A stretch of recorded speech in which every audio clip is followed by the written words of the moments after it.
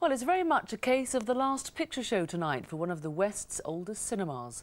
About 5 minutes ago, Wells Cinema started projecting its last film. It suffered the fate of so many smaller picture houses which can't compete with the multi-screen complexes. But it's also the victim of competition much nearer home in the form of an old scout hut next door. Sally Challoner reports. In its heyday, the Regal Cinema in Wells was always full to capacity. It was the main form of entertainment in the city. Now those days are gone. Just a handful of cinema goers are expected to witness the end of an era here tonight, when the curtains open and the projectors roll for the last film showing.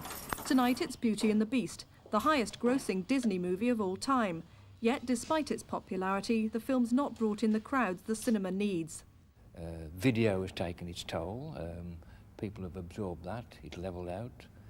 There was a renaissance in cinema in the mid-80s.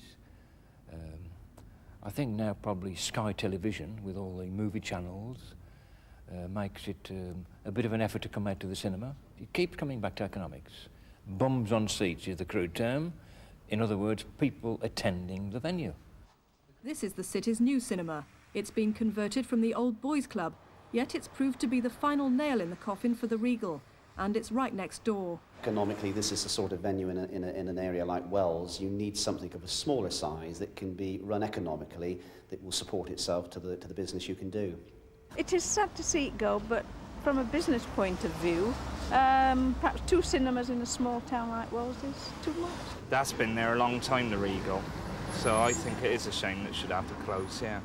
But it is a shame because not many small towns still have cinemas, and it'd be a shame if it does go. It's one less facility for the town. The Regal will continue to offer bingo 3 nights a week, but there's little Mr. Tracy can do with the building. To return it to its former glory would cost hundreds of thousands of pounds. And with multiplex cinemas, videos and home computer games all vying for our attention, the small cinema is having to fight to survive. For the Regal in Wells, that fight is over tonight. Sally Challoner, BBC News West, Wells. What a shame, such a lovely old cinema. Yes, the end of a fine old Wells landmark.